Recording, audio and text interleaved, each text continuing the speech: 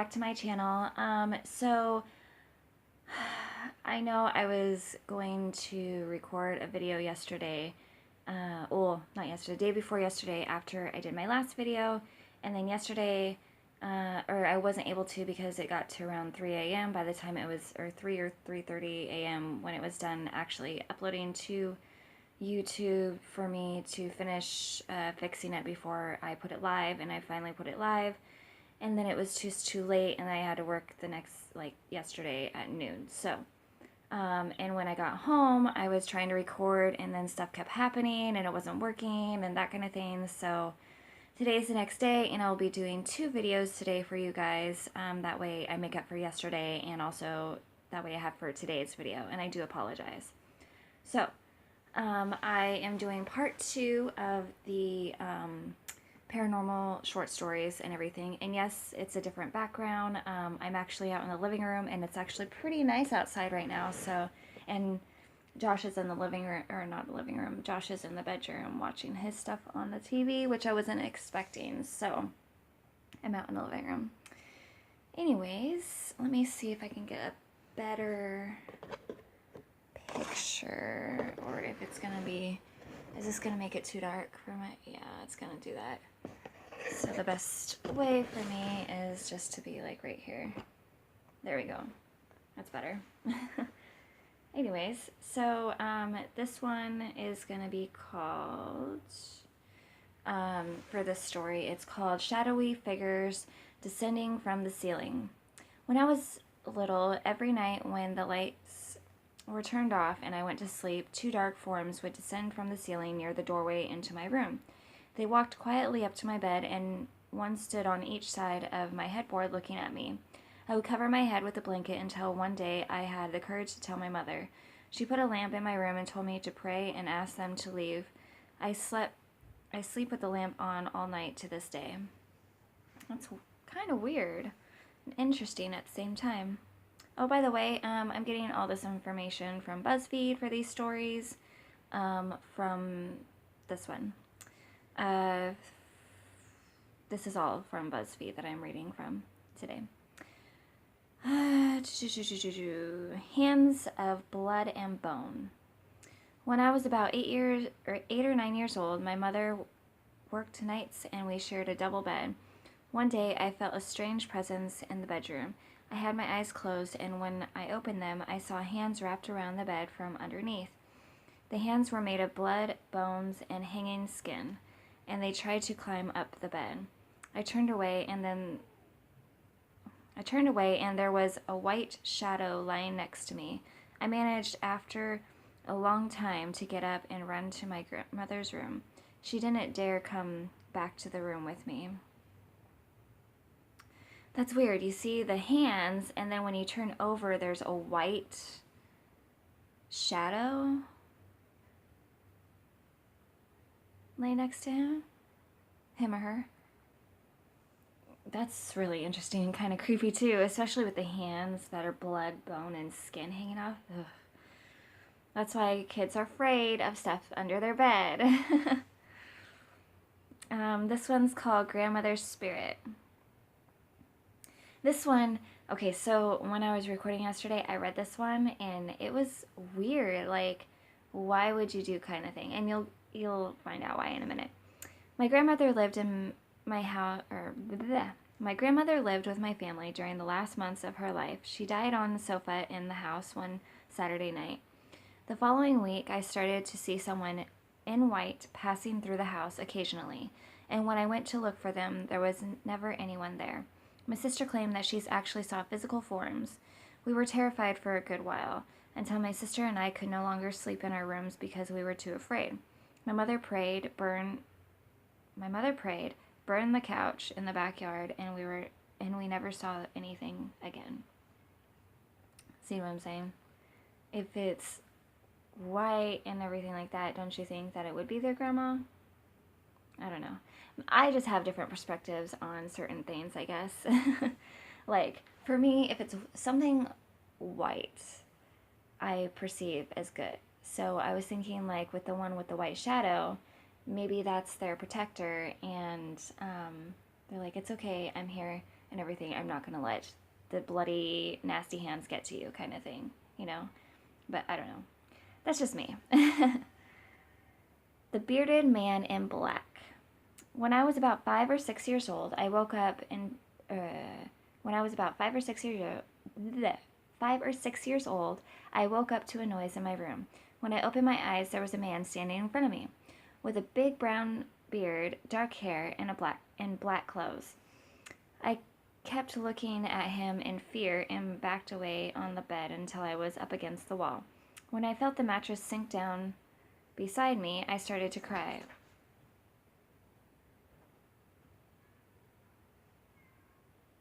I don't know if you heard that. I'm going to see what it was real quick.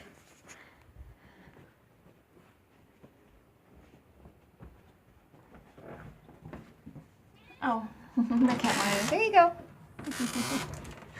The cat wanted them. I heard a noise at the door, and it's not windy out. And when it's windy, the door will literally get blown where, like, if it's not locked and stuff, like the screen door, if it's not locked, the wind will blow it where it will, like, creep open, and it's creepy. Hi, Loki. But it was just a cat wanting in because we don't have anything else that's open for her just to come in by herself. Anyways, so let me get back to the story. I'm going to start over because I don't remember where I was at. When I was about 5 or 6 years old, I woke up to a noise in my room. When I opened my eyes, there was a man standing in front of me with a big brown beard, dark hair, and black clothes. I kept looking at him in fear, backed away on the bed until I was up against the wall, and I felt the mattress sink down. Loki, come here. Sink down beside me, and I started to cry. When I looked again, he had vanished, but it still seemed as if there was someone lying next to me on the bed. I asked it to leave because I was afraid, and the bed returned to normal. I cried myself to sleep, and I still remember the man's face to this day. I never met anyone who looked like that, and neither had my parents. Interesting. But if you realize, if they're good spirits, a lot of the time, if you just ask them to leave because you're scared, they don't want to scare you. So they'll end up, like, disappearing and leaving you where you don't have, where you don't see them or experience them and stuff because they're not there to scare you. They just were like, they're nice spirits. So this one seems like it could have been a nice spirit because after he's asked it to leave, everything returned to normal because it left. Because he did say he was scared. So, you know, I thought that was, I don't know. I have an open mind on some things. This one's called The Haunted Building. I actually got to this one and stuff started going wacky on my video. And I kept getting interrupted also, and I was trying to fix it. So, yeah. I worked in an old building that was built in 1929. The space was closed for at least 20 years before we moved in. The space was closed for at least 20 years before we moved in because the previous owner had killed his wife and then himself. Whew. We moved in 2 months ago, and almost every day at exactly 12:08 p.m., the bell for the front door rings, but there's never anyone there. So that's like noon, just 8 minutes after noon. That's crazy. But there's never anyone there. We've looked at the security records and everything, and there's anyone there. There's nothing. There's never anyone there. Sorry. I don't have my glasses. I broke them, so I'm kind of squinting, as if you could tell. Is that better? Like, I'm trying to get a good angle where it's. There we go. There's never anyone there.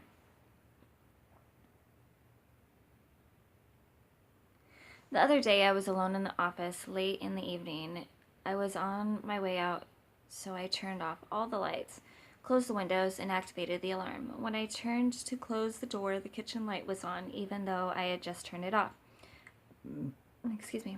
Another time, I arrived in the morning and the light in the main room turned itself off. I even heard the sound of the switch flipping. The last straw was when I saw my someone else's face next to mine in the reflection of the computer screen, when there was no one there when I turned around. That didn't make sense to me. The last straw was when I saw my someone else's face next to mine in the reflection of the computer screen. My someone else's? I think they messed up a little bit with that because that just doesn't make sense a little bit. I understand, like, I saw someone else's face next to mine in the reflection, but I don't know why they put my. Anyways, there was no one there when I turned around. I decided to talk about things with the building manager's wife, who's lived in the building for several years. She assured me that it's actually pretty quiet in the building these days, and that there used to be a lot more strange occurrences, and at least now she can take the elevator by herself. I just laughed nervously. Interesting. This one's called Nightmare Time. My mother always complained that she had a lot of nightmares, but she would never say what her dreams were about. One day, we were all at the mall. I suggested that she wait in the food court a while I was getting our food. When I returned with our meal, she had a strange look on her face, so I asked her if she was okay. She said that she was fine, so she finished our meals and left. Hi, Loki. As we were riding down the escalator, as we were riding down the escalator to leave, I turned to talk to my mother, and I almost had a heart attack because standing behind her was a man in an old-fashioned clothing, holding one of my mother's shoulders and looking at me with a very angry expression. She saw the shock on my face right away and shouted at me what was wrong. When I told her what I had seen, she started crying and said, "You just described the man that tries to kill me every night in my nightmares." Ooh, that's creepy. Oh, I just got chills and goosebumps. Like, literally, my hair is oh, you can't see, but my hair is standing up and I have goosebumps. That's creepy as hell. Oh. That one is creepy. Okay, so this one, I think I'm gonna do a couple more and then in the video. And then my next video, I had an idea for, and at the moment I cannot think of what I was gonna do. But once I'm done, I'll figure it out while I'm editing and stuff like that to upload this video and then making my other video for you guys. So yeah. Just checking what Loki was doing. I think she wants back outside. This one's called The Faceless Figure. When I was 15 years old, I stayed up late watching a TV marathon with my sister. In the middle of the night, after my sister had fallen asleep, I saw the nearby computer mouse start moving by itself. Ooh. I called my mother into the room, and she said it was probably a rat that was pulling the cable from underneath the desk, and that I should just go to sleep. Suddenly, I swear, I saw a black figure with no face or human features behind the bookcase. It looked in my direction and pointed. I nearly shot myself with fear. That's what it really actually says. They nearly shot themselves with fear. I remember saying, "Who are you? I don't want you in my house. Nobody wants you here. Get out now. Or get out of here now." The thing left. I actually heard it hit the cabinet before it just went through it. The cabinet began to sway and the door slammed and made a loud bang. Interesting. So, I could be wrong, but I know that good spirits will leave when you ask them to. I'm not sure about bad spirits, so I heard that good spirits do it, but I haven't heard anything about bad spirits, because I heard that it takes,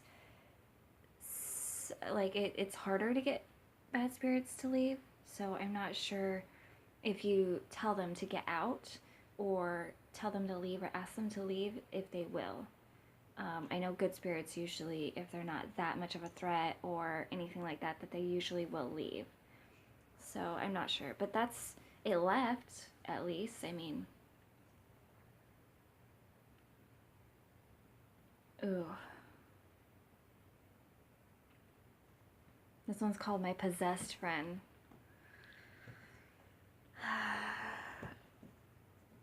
Loki, you could push your way out of that door. Jeez, I think. I don't think I locked it. And it's easy to push open. But anyways, my possessed friend. Ooh. Oh, and I forgot my coffee out here. Dang it. One time, my husband and I had some friends over to eat pizza. One of my friends, who has always been very mystical, began to feel ill in the kitchen and excused himself to our bedroom. Once he was in the bedroom, he started to rock back and forth and giggle in a voice that made my hair stand on end. I ran out of the room, shivering with fear. My husband went to check on him, and as soon as he returned saying our friend wanted to talk to me. I went into the bedroom where my friend walked up to me and with his eyes rolled back into his head made a few little grunts and said, "This is my house." Then he knelt and kissed my feet, rubbed his hand on my belly, and mentioned as though he was nursing a baby. When he knelt again, the phone rang loudly and he came out of the trance. About a month later, I found out I was pregnant, which may explain the gesture he made. My father-in-law had died 8 months before this incident, which might explain "this is my house." To this day, it still terrifies me. That is creepy. That is very creepy. Oh, I don't like that picture. Oh, no, I'm not reading that one. This one's called The Devilish Joke.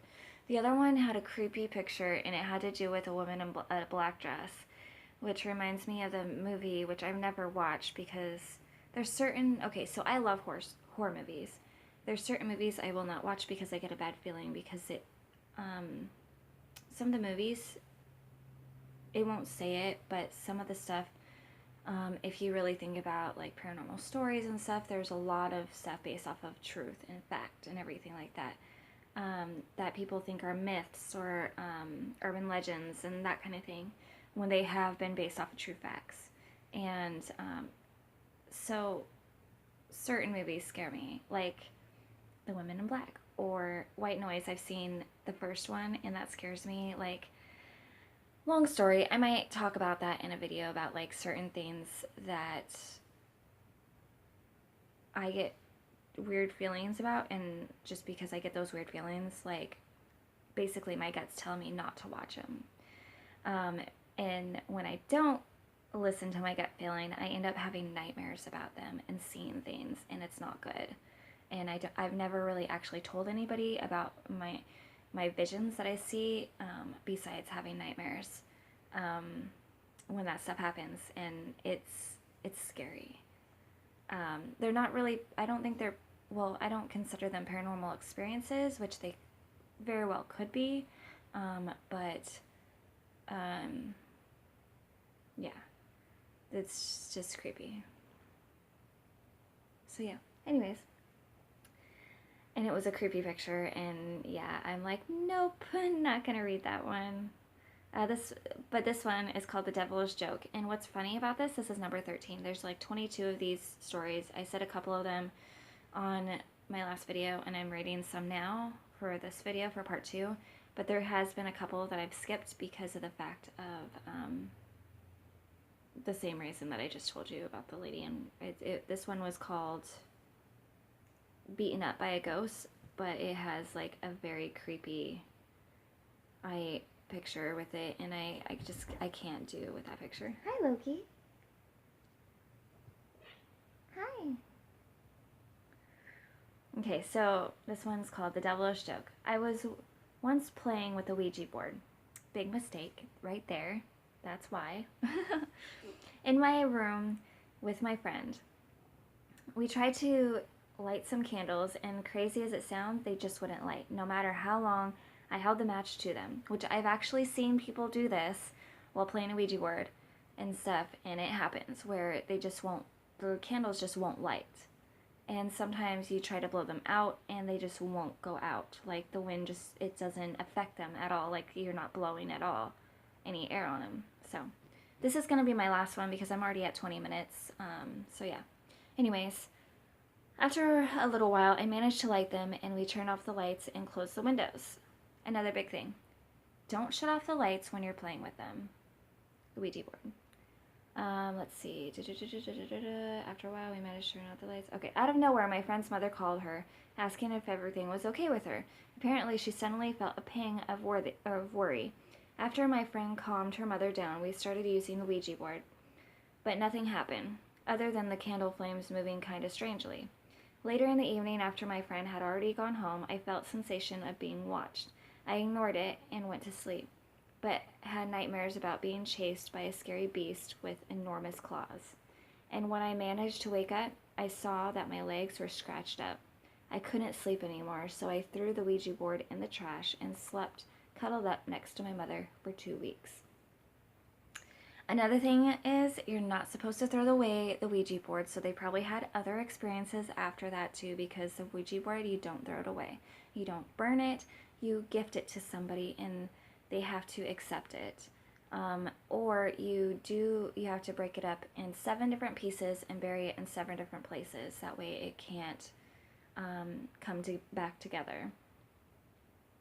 Otherwise, stuff is still gonna happen. It's gonna come back together and show up on your doorstep or in your house somewhere, and yeah, it's bad.